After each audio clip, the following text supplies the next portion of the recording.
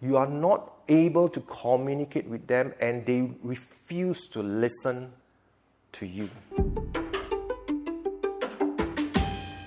Hello! Welcome back to Faith Fridays, where we talk about faith in everyday life.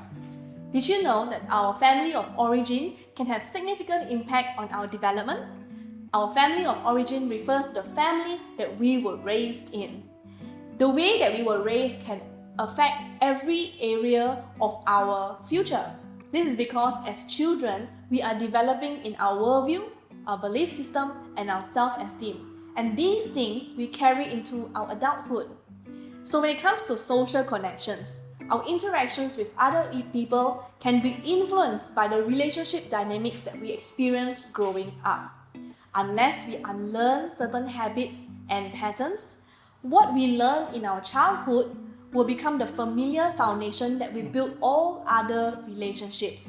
That is why it is so important to build the right environment for our families from the start.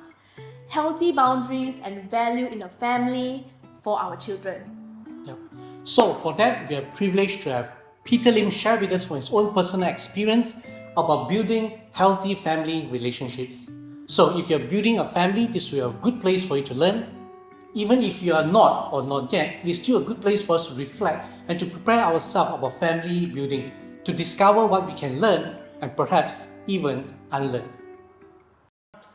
Hello everyone. Today I'll be speaking on family.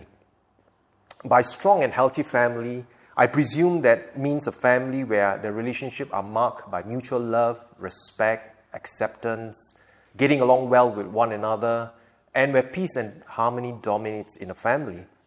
Now, my wife and I have raised 3 children over the last 23 years. They are now 19, 21, and 23.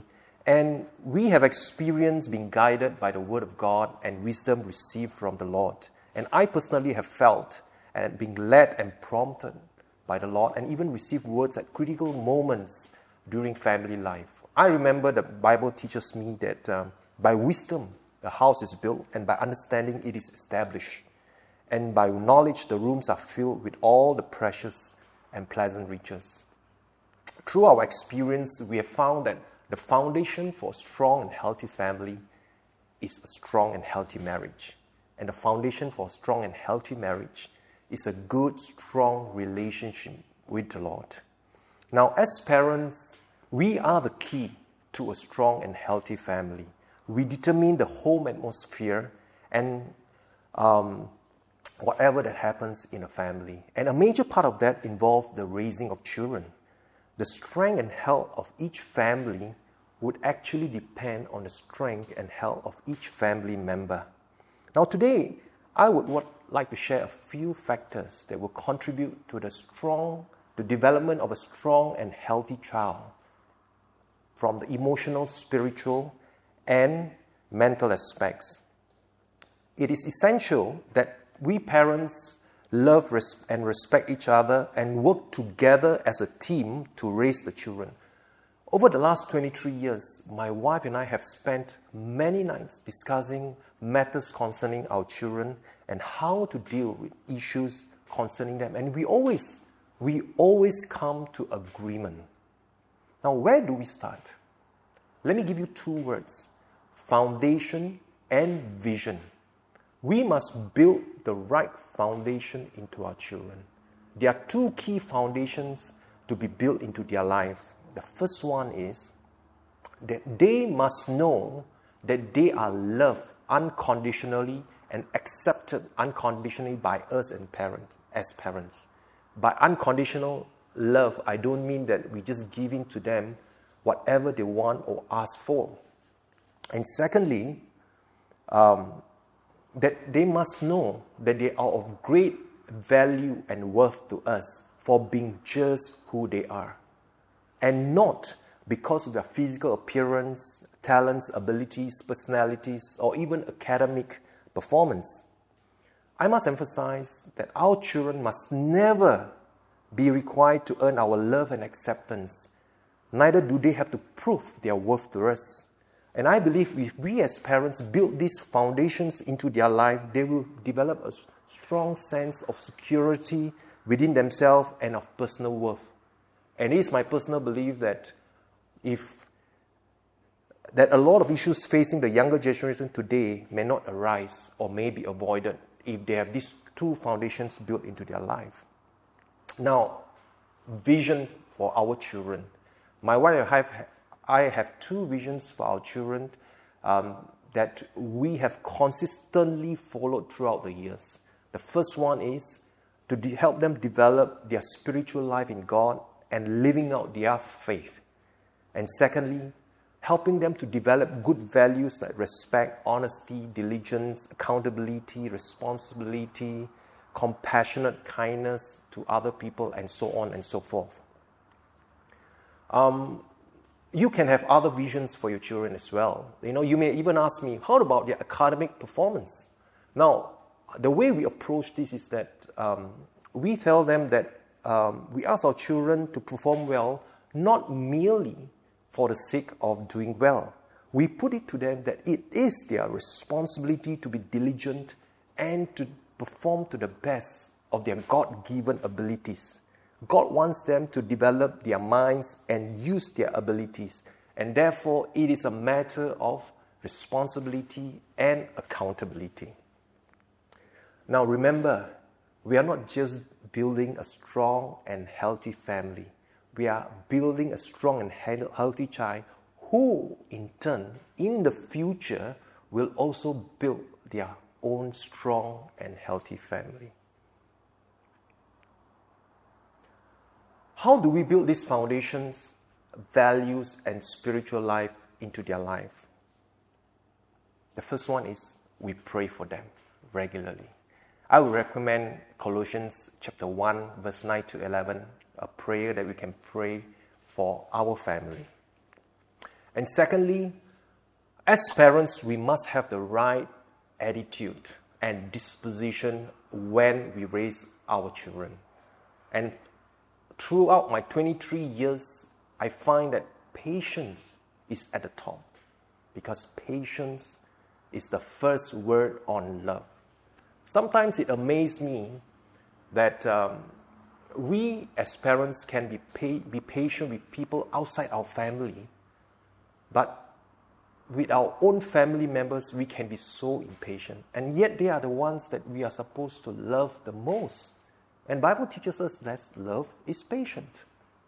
So always remember, patience comes along also with self-control, that we do not do things out of anger. So all of these will flow out from patience. Thirdly, our words.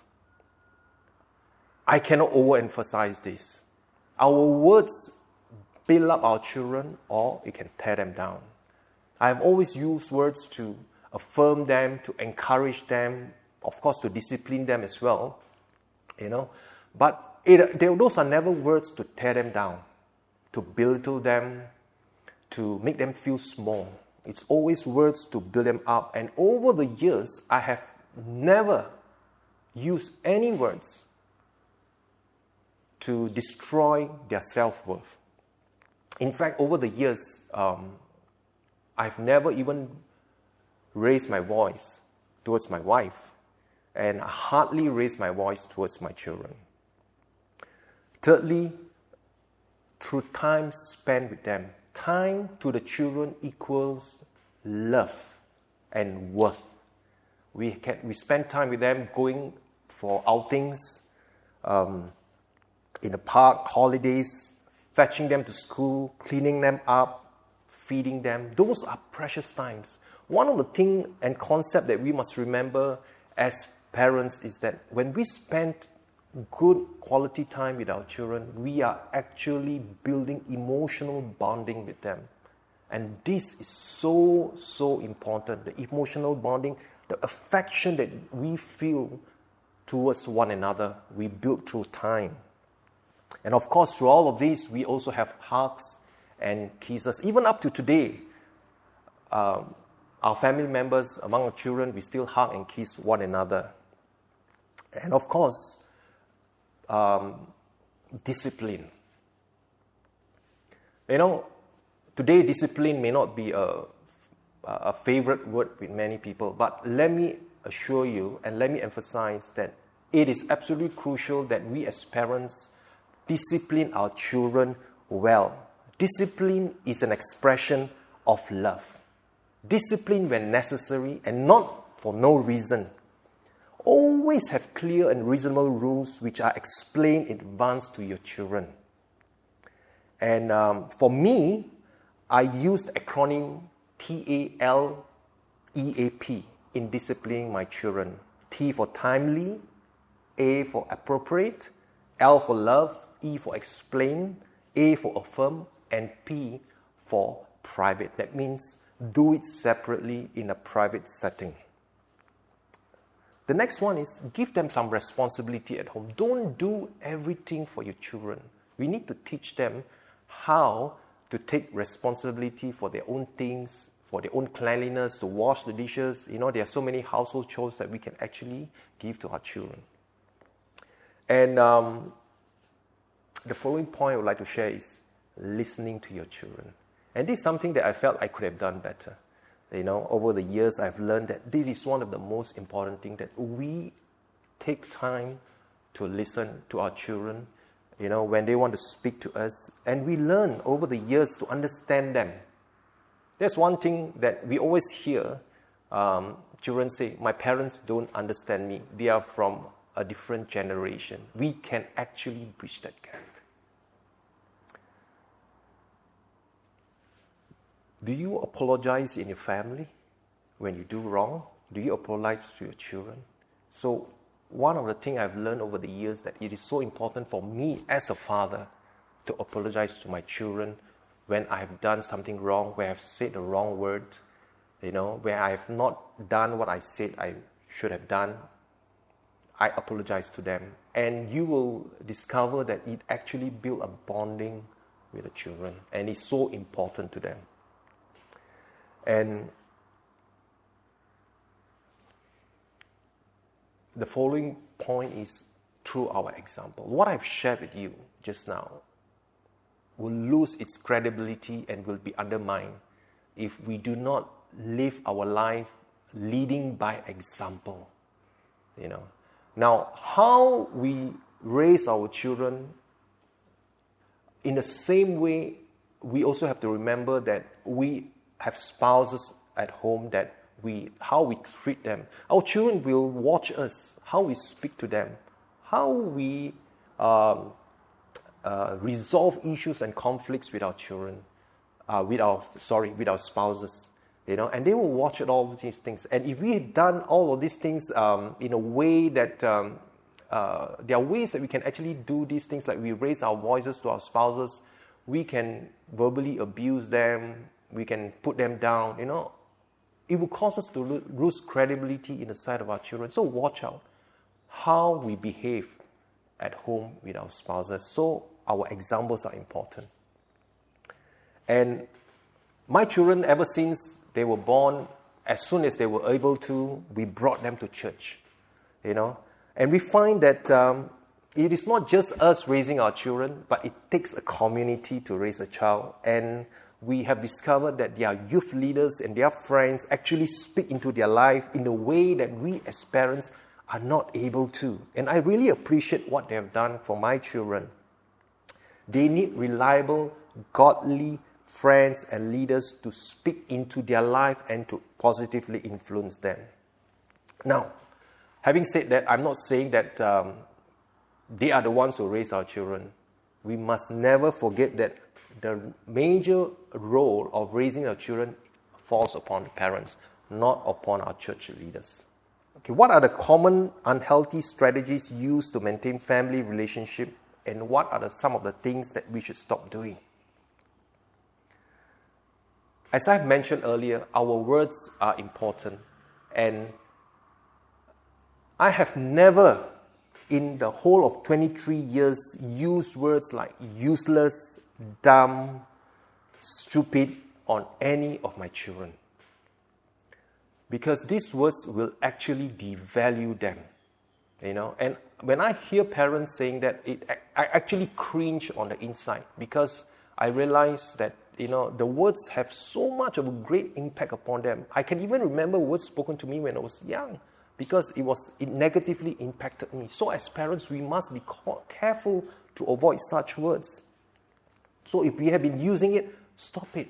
The Chinese have a lot of words that they use, in Cantonese, in Hokkien, that really can put down a child. And I would really encourage us to stop these words. Remember, our words matter to our children. Stop shouting. Stop screaming at our children, because the next time you have to shout louder in order for them to listen to you. Understand that we as parents have been given a God-given parental authority to exercise. And it doesn't depend on the volume of our voice. It depends on the fact that it has been given to us by God. Exercise it well. I'm not saying that we can't raise our voice, especially when the children are young, but have it under control. But when they are older, when they are in teenagers, do not raise your voice to them. Speak to them nicely. And so avoid verbal abuse, avoid physical abuse, discipline properly. Now you will realize that sometimes during the teenager's life, you are not able to communicate with them and they refuse to listen to you. It has happened to us. But I have found out that because we built the right foundation in their life, we have that emotional bonding, right? We were able to carry through the difficult time through the teenage years. But some parents, I believe, because the lack of the proper foundation, what happened is that they resort to improper means to try to control their children. Emotional blackmail, for instance, withholding love or approval unless they do what the parents want to do, use guilt and condemnation on their children to control their behavior. These will all be detrimental to the health of the children, and it won't improve family relationship. Then we have bribery. As they grow older, we bribe them. If you do this, I'll buy this for you. If you do that, I'll buy that for you. Now, when they are younger, when we have a reward system for them, it's fine if it's done properly. But when we use it so that they do what we want them to do, we have to be very careful. Because we don't want them to end up in a way that they will not want to do something unless we give them something. And avoid favoritism among siblings. We have 3 children, and we are so careful that we do not appear to favor one to the other. And favoritism among siblings is a sure way to destroy the harmony in a family and stir up envy, jealousy, and competition. Avoid comparison with others. How many times have you heard parents say, why are you not like that boy over there? Why are you not like that girl over there? What's wrong with you? Avoid all those things. We need to value our children as who they are. And that will create a lot of insecurity in our children, and they'll be trying to earn our approval years and years in their life, which, will lead to unnecessary issues in the future. Do not compare our children with others, or even between the siblings. Each one is special. Avoid excessive control of your children, especially when they are already in their teenage years. Learn to release them progressively. Learn to increase their freedom over the years as they mature. This is very important. And I've noticed also that parents using electronic devices to keep their children occupied. Per se, nothing wrong with this. But be aware that those electronic devices has programs that can teach your children values. Do we want to be the one to teach our children value, or those programs that comes through, those electronic devices. So be very careful, because at the end of the day, especially when they are young, these values will go deep down into their personality, into their person, and it will be very difficult later on to deal with it. And it will come up later on in their lives. So avoid that. Moving on, what happens if someone in a family maybe unconsciously uses this improper means of control in the family? How do we help them to get out of this habit?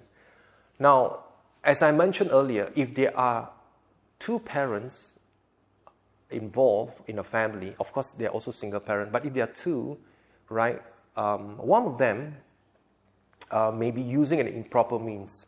And it is important that both parties, husband and wife, must work together to deal with these issues as one unit. So the other spouse may need to bring to the attention of this other spouse that the means and ways of raising the children is not proper, but it may not be easy. And sometimes it takes a crisis for parents to realize that they have made a mistake and they need help. Attending a parenting course would help, of course, if both are open to it. This will be a non-threatening way to learn and change. Now, if a child in your family is exhibiting behavior, they are creating issues within the family, it depends on what kind of behavior. You know, if the parents are wise enough to handle it, go ahead. You know, but there are situations like self-harm and suicide that we have to be careful. We may need to seek help, you know, to deal with issues like this. You know, I hope that what I've shared today has been helpful to some of you who has been listening. Thank you so much. Well, we hope that the sharing has been helpful to you as you take time to reflect and to unwrap what you can do for your own family. This is also a good time for us to have an honest conversation with our trusted friends and family. And for that, here are some questions to have a conversation along.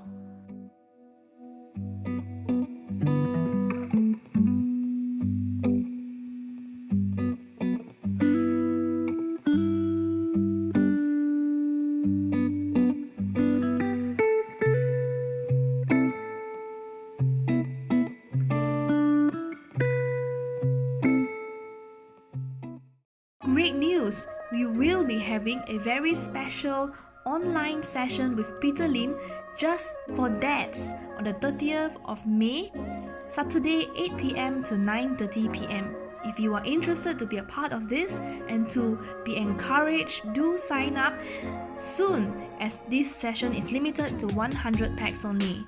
Check out our link. Thank you for tuning in. Take care and God bless.